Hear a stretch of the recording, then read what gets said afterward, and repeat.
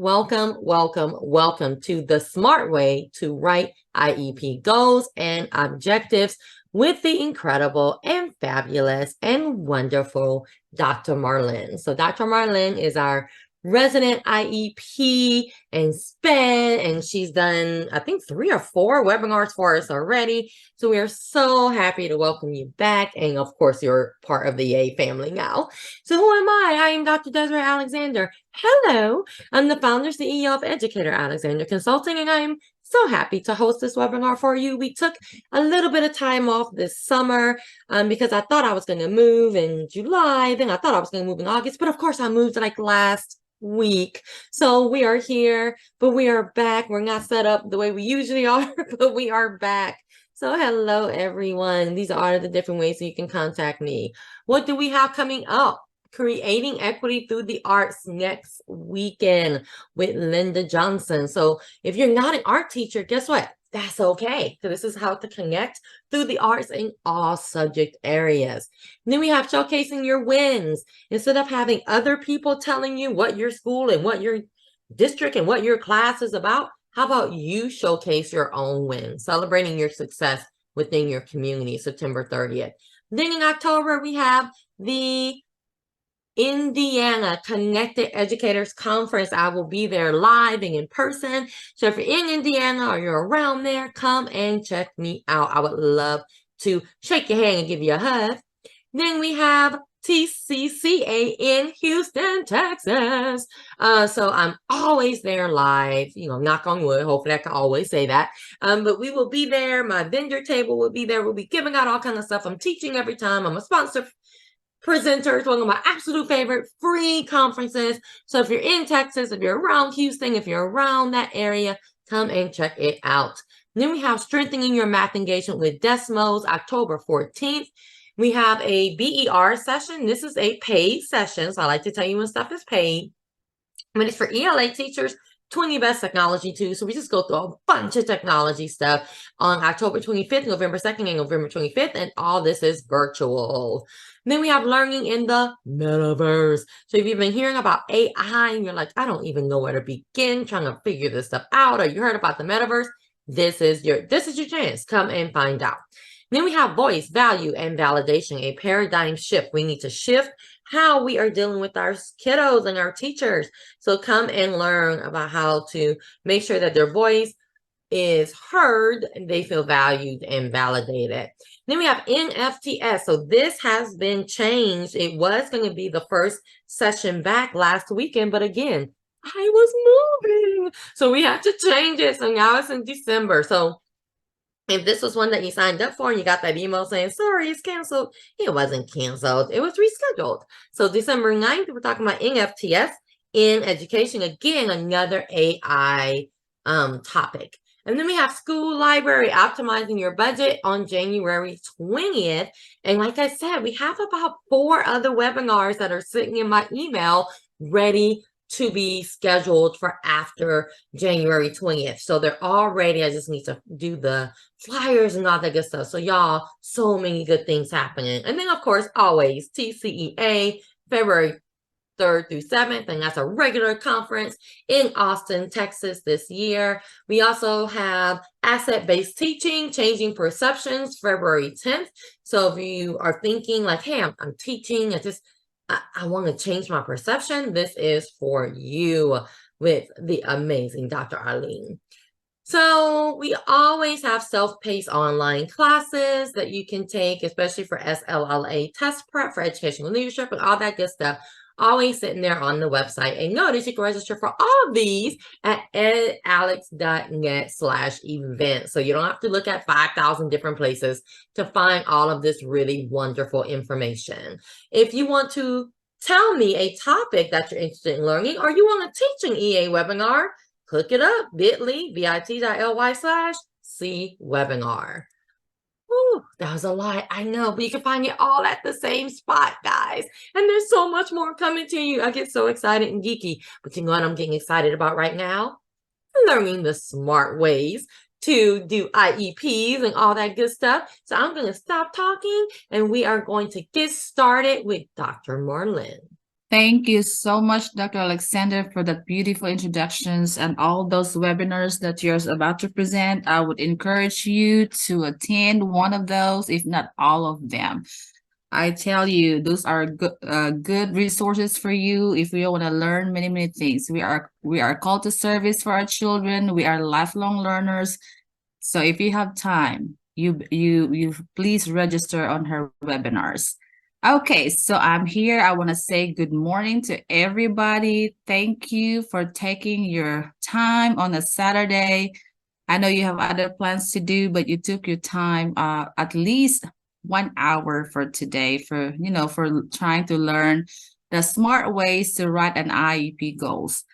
So let me tell you a little bit of myself. I am an educator. I have been an educator for more than 20 years.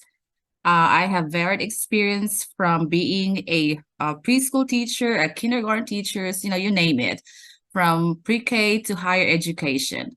So with that being said, I'm a professor also. I've been teaching 2 universities as of the moment, online, 100%. And I also mentor, new teachers. And this presenter thing is one of the things that I want to hone my skills in. And I would like to thank Dr. Alexander for accepting me to present on her one of her webinars. And if you see on the right side of the presentation that I wrote a book, it's published and it's available at Amazon.com. So I have been, when I first came here, I am a special education teacher. I'm always be a teacher. So, and I love the kids that I service. So that's why this webinar has been created, because I want to ensure that all our children who receive services will be provided with the right tools to be successful. Okay, next slide. So for the norms that we have for this presentation, I know that I don't see you over here, but at least I want everyone to be respectful with others' ideas, be present. Don't know that I don't see you, but I hope that you will be, if I ask questions or if you have questions, you will be, unmute yourself and, ask questions, and we'll be happy to answer you. Okay. And I also hope that you'll be able to participate and interact, because towards the end of this presentations, there is like a part where I want to ask you to do a little something based on the topic that I am going to present to you. Okay. Now, being a special education teacher, we know that every child is different. We know that every child is unique. So we are going to ensure that their instructional goals will be geared towards their own individual needs. But before we will be able to start with writing their own IEP goals, we have to know first what is the present levels of academic achievement and functional performance. And that's what we call PLAF. So this one is based on Kansas Department of Education, but this statement that I'm going to tell you will also be tailored in depending on what state you're in. I know one of you is from Texas, so whatever works in Texas, whatever standards you have in Texas, that's going to be tailored into what your state's standards are, look like. So we always start with looking at the PLAFs. So PLAFs, this summarizes all the aspects of a child's present level performance. We know that from, even if they are pre-K, this start receiving services. It follows through depending on the annual evaluation, right? Annual IEP. And it provides a foundation upon which all the other decisions in the IEP will be made. So from the PLAF that we have, it contains information that ranges from very broad to highly specific, and many kinds of information are required to develop a legal and meaningful plan. So it's through the PLAFs that we will be able, as a SPED teacher, we'll be able to identify and prioritize the specific needs of the child. So if a pupil appraisal will give you the evaluation, you'll be reading all this information. And from all the information that you receive from that recent evaluation that they gave you, you will look at those present level of functioning performance. and you will see what are the strengths, what are the needs of the child. So we have to see those things in order for us to be able to create a reasonable path for our children. So we will be also able to establish the baseline level performance, because we have to have some basis for why we are going to write an IEP goal. So it's also be individualized and it should be meaningful. And then let us see, identify the degree of the skills that we're trying to work on with the child. And there's a lot of information in the PLAF. There's a lot of information on the evaluation, but we have to be very specific of which one is it that we are trying to work on the child, because there's a lot of them that we have to see when we receive this evaluation. Then from the PLAF information, the IEP team, and when I say IEP team, that includes all the related services that you have, and every child may have different kind or different types of related services. But basically, we have the pupil appraisal, we have the instructional specialist. If a child needs a behavior plan, then we will invite the BIS.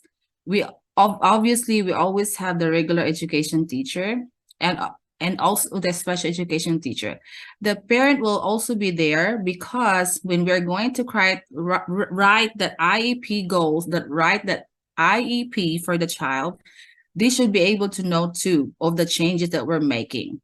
So this IEP team will determine the supports that need to be built into a student's IEP to improve the student's academic achievement and functional performance. So it has three parts. It includes the current performance, it includes the impact of the exceptionality, and we take note that every child has different exceptionality, and it also have different impairment conditions. And we will get the baseline data for the identified needs.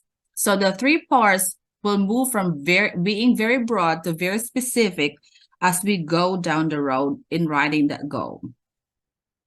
So the impact of the exceptionality for the PLAF describes how the child's exceptionality will affect the involvement and progress in the general education curriculum. So we know that the children in the receiving special education services can be an inclusion child, can be in a resource setting, or it could be in a self-contained setting. So depending on where the exceptionality falls into, we also make sure that the PLAF will be able to describe where the child's exceptionality fits into. So this includes a description of the degree of match between the student's performance and the expectations of the standards. So for example, in the inclusion setting, we're following the state standards, the regular education state standards. So when we do the PLAF, we make sure that it matches the skills, because though they are receiving special education services, we are ensuring that the children will be able to perform of the peers that are in the normal education curriculum. And that's the goal that we have for every student receiving services.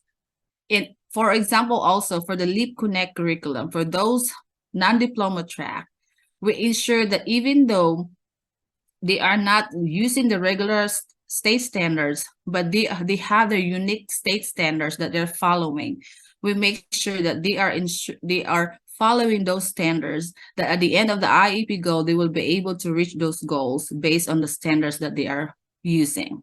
Okay, so the impact of the child's exceptionality on any performance gap has to be determined for each academic domain. So I will also mention that there are different kinds of instructional goals. In here, it said reading, you have math, you have written language, you have science and social studies.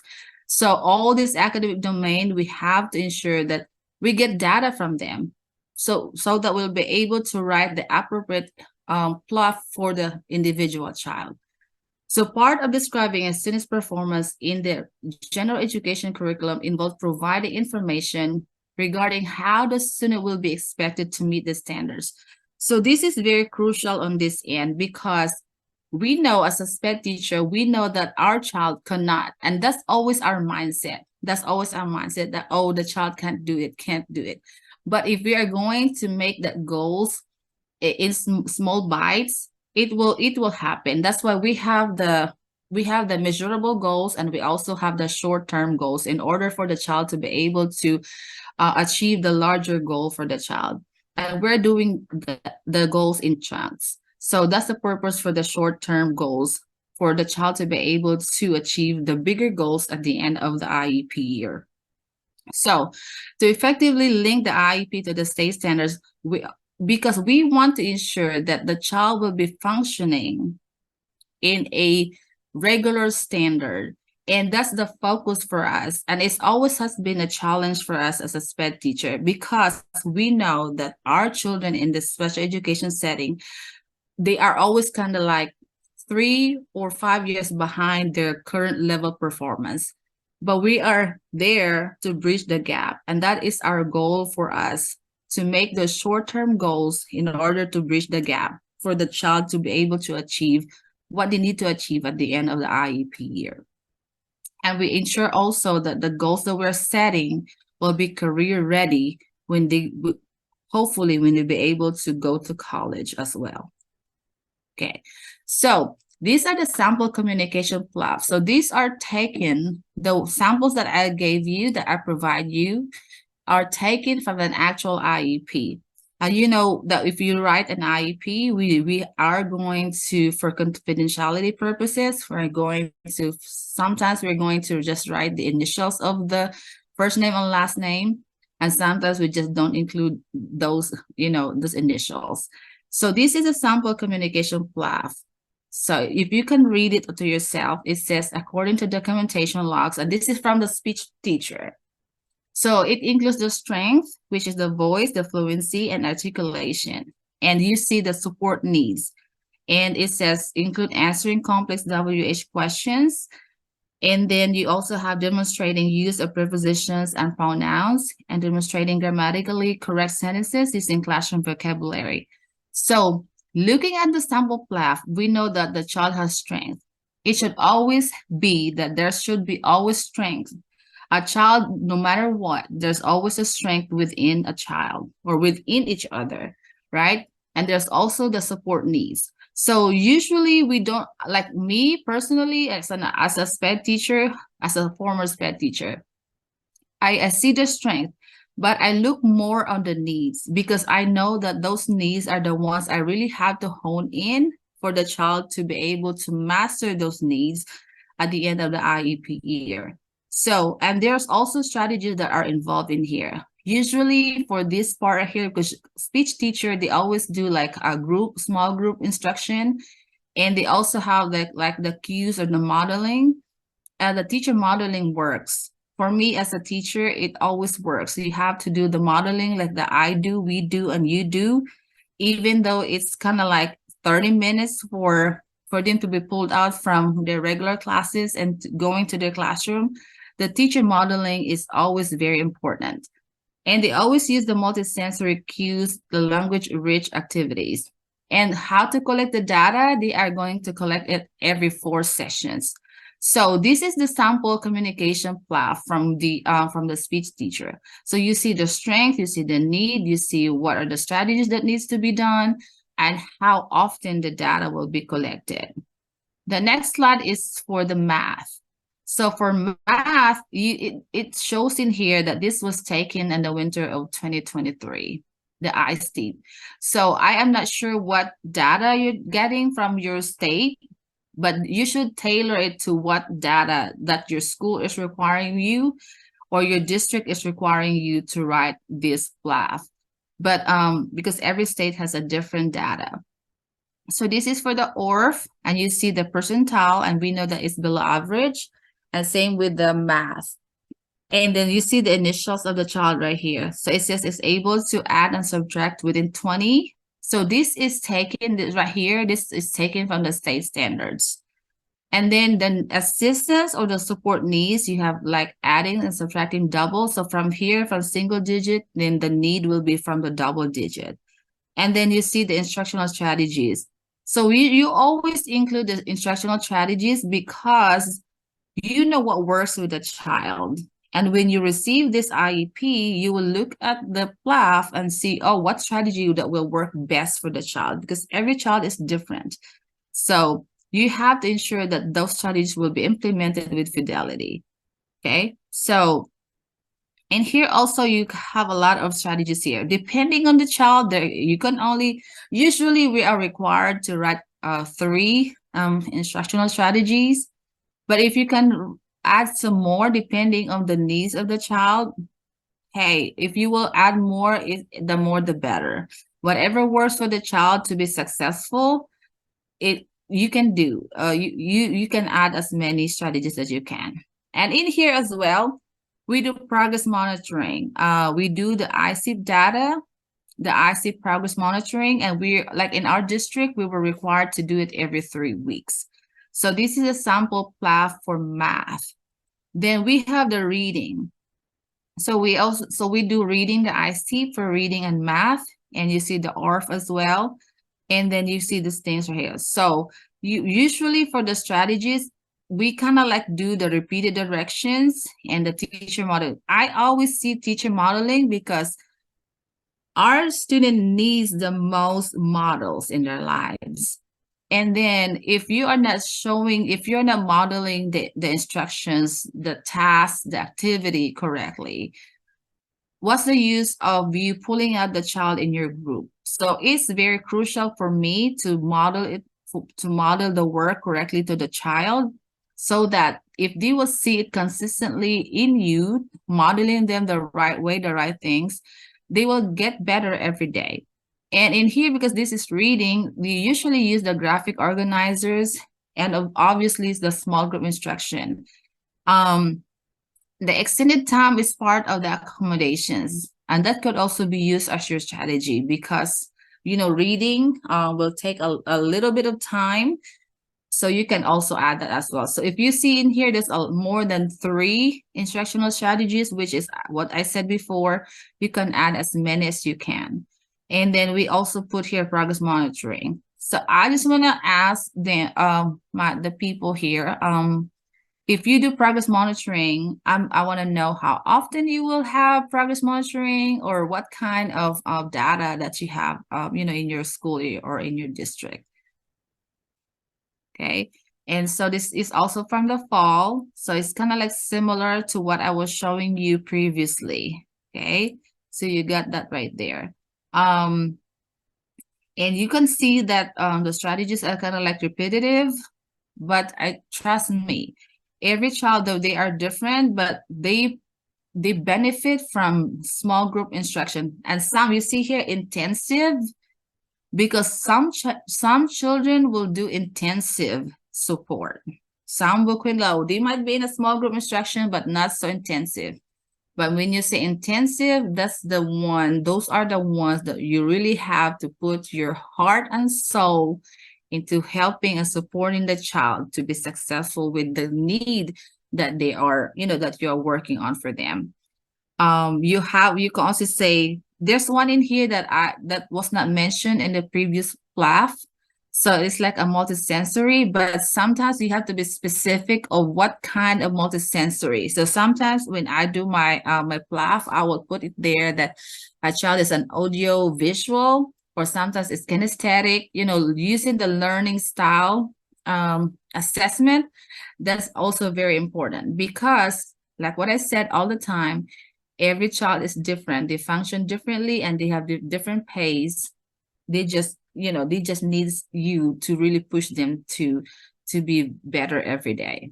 Okay, so those are the sample PLAFs. So the PLAF that I was showing you are crucial in order for us to be able to create our instructional goal, because what happened is, what comes first before the IEP goals are the PLAFs. So if you don't have the good PLAF, and if you're not reading the evaluation or the reevaluation that you know that you have from each child, you will not be able to create the appropriate instructional goals for the child. So writing IEP goals are based on the PLAF, right? Those are the main thing. But you also have to ensure that there are also other available information that you need to have. So you also have to base into the impairment conditions. So let's say, for example, if a child has a learning disability in math, what impairment conditions Do the child have math computational impairment condition, or does the child have a math computational or just a basic math? So these are the things that you have to consider, because when you write that IEP goals, you have to ensure that which specific impairment condition are you hitting on, because there are so many things. And you remember, I told you we are hitting it one skill, one deficit at a time to make the child be successful where he needs to be. And most often is the deficits being observed from the teacher. So we also need the input from the teacher. So for example, if a child is in inclusion setting, the child goes to the regular education teacher. You also have to ask the input from the teacher, because remember, the regular education teacher is part of the IEP team. When you do your IEP, you invite those regular education teacher, especially the ones, if you see the progress report and the child is failing, let's just say math, obviously you will invite the teacher, that math teacher, to be on the IEP meeting, because you want to know what happened. Was the need that's not been addressed on that regular education classroom? Okay. Okay. So here, and then you also have the base instance data. Where you get the data, the teachers have the data. If you have access to the students' data, that would be nice. But the regular education teacher is one of the best resources that you can go to when you also need to write that IEP goals. So you make sure, okay? So I'll start from here. Let me just say, if you have, let me pause here for a moment and see if you have any questions. If you don't have any questions, just put on the chat the thumbs up for me. I hope you're all listening. If you have no questions.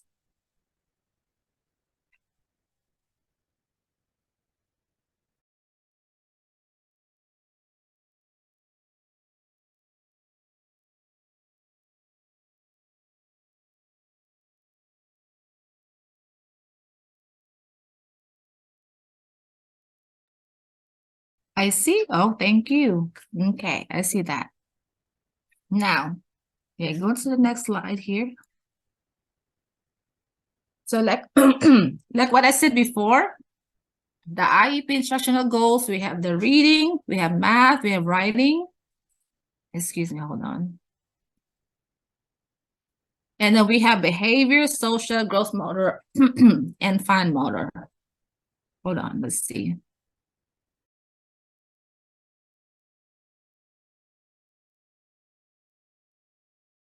Okay, so going back here, when you write your instructional goals, you would see that there are different kinds of, not just reading. So we want to make sure what type of IEP goals you're writing about. So you will see reading, oh, is it for comprehension? Is it for basic reading? Or is it for, if you do writing, is it for written comprehend expression? Or is it for written comprehension? If you do math, is it for calculation? Is it computation? And I was mentioning this about basic math. You have to be specific. Specific because, like what I said, we are trying to support the child according to the very specific need for them to be successful. And for example, for behavior, some children, not most of them, some of them have behavior that goes to already in their evaluation. Some of them are developed towards the middle of the school year or maybe toward the end of the school year. But the behavior goal, SPED teacher are not responsible for that. The responsible person is the BIS. I forgot to put here the communication, the speech teacher, which we are not also part of that one. But they will be in the meeting when we do the IEP meeting. Then the social, the growth motor, and the fine motor. And then for this growth motor and the fine motor, sometimes the APE and the PT, the OT people, they will go here. So they are the ones who will tie up to the instructional goals. And take note, the instructional goals are always state standards. So we always go back to, when writing that one, we always, as a teacher, we always know the content, especially if we are an inclusion teacher, we have to know What are the content? If you are elementary, you have to know all the content standards, teacher knowledge, content knowledge. That's the key. That's very important for you because you go to the classes in a different subject. You should know you should be well versed of the content that you are teaching, even though you're just kind of like going to the classroom and kind of like supporting the, but because you should be working with the children when you do that. Okay, those are the instructional goals that we are focusing on. Then now we're closer to what our objective is for today. It says use SMART acronym. When I first came in here, I was just like presented with, with things. But now that I've been in the SPED for many, many years, I've come to realize that, using the SMART acronym when you write an IEP goal, which is specific, measurable, attainable, reliable, and time-bound, it has never failed you or us when writing that goal. So if you follow this SMART acronym when writing those IEP goals, you'll ensure that you are helping your child to be successful. Okay, hold on. Let's see. Okay. So if you see here, you have the how to write SMART IEP goals. So here we know, as simple as specific is naming the skill or subject area and the targeted result. It should include conditions and any accommodation that may need to be provided. And then measurable, you have the goal is stated in a way that the student's progress can be measured. And it says in curriculum-based assessment, okay? And then you have the goal represents progress that is realistic. I'm sorry, my voice is kind of hoarse. Hold on.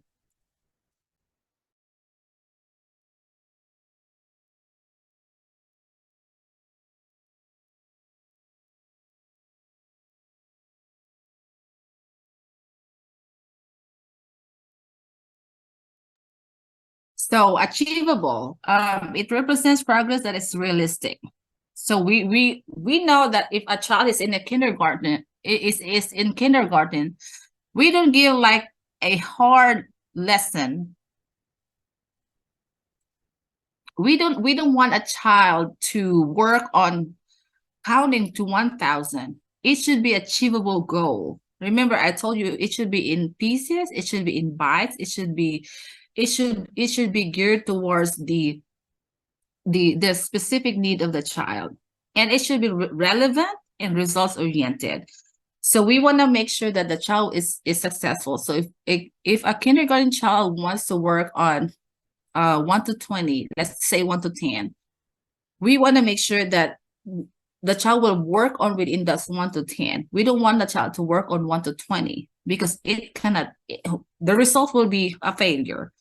So we want to make sure that at the end of the IEP year, when we review the IEP goals, we ensure that, the child achieved this goal, then we move on to the next.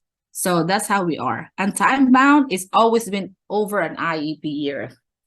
Okay, so because like we always do, I'm not sure how other states work with the time bound, but we always, like in my district, we always have it like over an IEP year. I know some states or some district, they use like the birthday of the child, like, like to do the IEP year. But we always use like like we started August and it always ends like August. So that's what we mean by, IEP year for us, for our state, for our district. Okay. So I'm showing you here, about to be finished on this one because I want you to do it on your own. So here we have sample SMART IEP reading goals. So based on the SMART acronym, if you look at here, and so this is one thing that I will also tell you. Yes, I told you that we have to write the SMART IEP goals, but sometimes you can rearrange the SMART depending on making a logical sense, because for example here, I started with when presented with a text on the student's instructional level, the student will be able to use context clues to determine the meaning of unfamiliar words.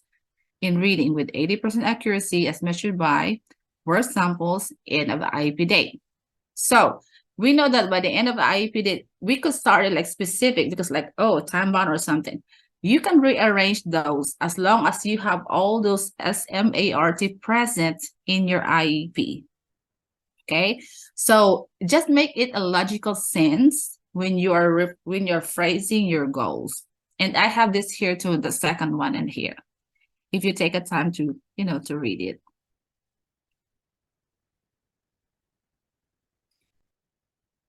Okay.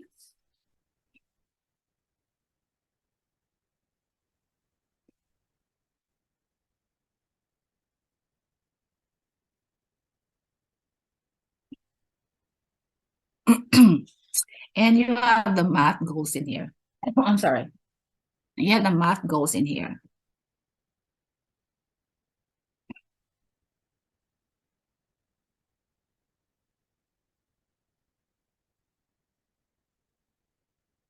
And then you have the writing goal.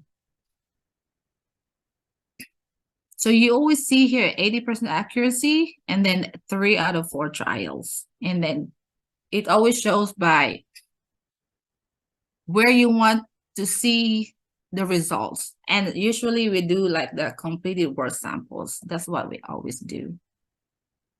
But it depends on how you do with your own state or district. Then, before I will give you an activity, do you have any questions? I want to know, you can unmute yourself. Because, we have one from Texas, and I'm not sure where the other ones are. No, I don't have any questions yet. Probably when you give the activity, I might. Can you hear me okay? Yes, ma'am. Thank you. Thank you. I hear you. Okay. So yeah, this is a sample writing goal. And I just give you the, this one right here, because when you do your own towards the next slide, it's like with this sample plot, we create an instructional objectives using the SMART acronym. And you might just probably, hold on. You might just probably share out to us. You can read it, but I'm going to flash it here so you can see. I have math here. Okay. I have me reading, and I have me for communication. So I'll start with this one, and we'll see what is your IEP goal. I will ask you to do this one. Okay, let's see. I'll give you like maybe 2 minutes to create your own IEP goal based on this plot right here. Okay, Dr. Alexander, we're gonna give 2 minutes for this one. And then we're gonna hear, yes, ma'am, we're gonna hear from them. What's the example IEP goal that they can create based from this math computation class? What about by the, I didn't have a specific time. By the end of 6 weeks, the student will independently and accurately add 2-digit numbers with and without regrouping on paper through mental math strategies with the accuracy of 80%. As measured by what? Yeah, you got that. You got this part, but as measured by what? What's your way of measuring? Like, are you going to the completed student work sample, or through progress monitoring? Because you can also do progress monitoring for as your measurement through regular assessments and progress monitoring. And then you also include like how the accuracy of the work, because I didn't hear the how many percent accuracy that you have there. 80% with a minimum accuracy rate of 80%. 80%, and then how many trials that will the child do to be successful? Because usually we always do like 3 out of 4 trials or 5 out of 5 out of 10 trials or something like that. 8 out of 10 trials. Yeah, that would do. Yes, ma'am. So what you need to do is kind of like rearrange those and put it in one whole goal, and there you are. You have the math goal. Yeah, that's I was typing it like you said, like specific, measurable. I was typing it out, the SMART goal acronyms. I just hadn't gotten to. Yes, ma'am. There you got it. Yeah. So that's how you do. And what state you're in again?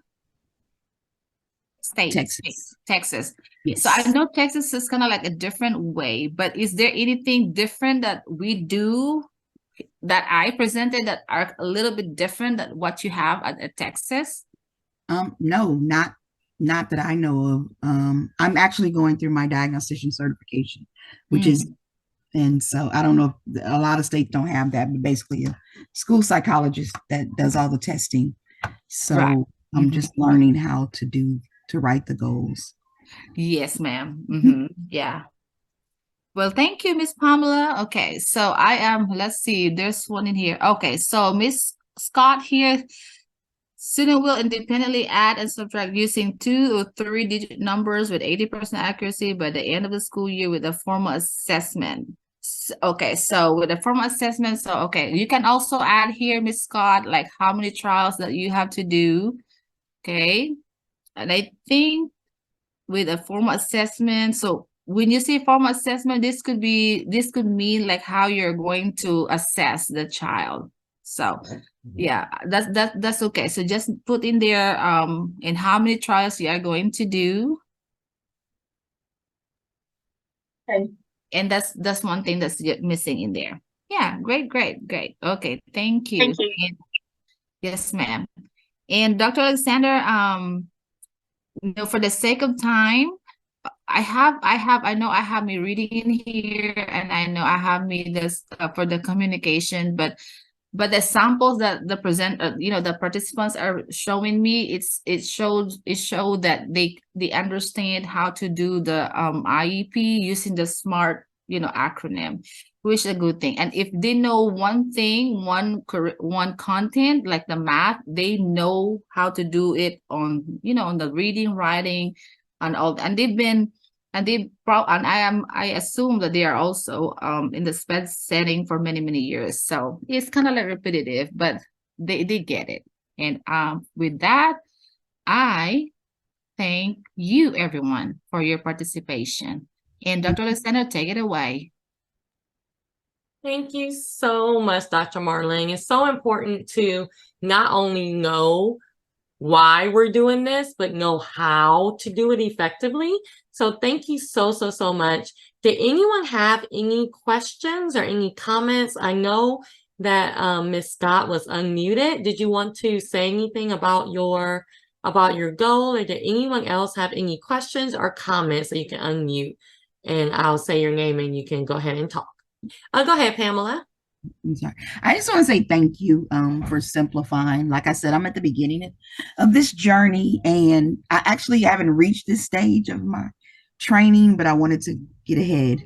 And so I know how to do SMART goals, but just you made it applicable to SPED and how to write that PLAF. So thank you. All right. Well, thank you so much, Dr. Marlyn, for coming again. I would let people know, definitely go look at her other videos on the YouTube channel, because they're all really insightful, and she just breaks it down in a way that makes it like just clear. So thank you again, Dr. Marlyn. We appreciate you. You're welcome. Thank you.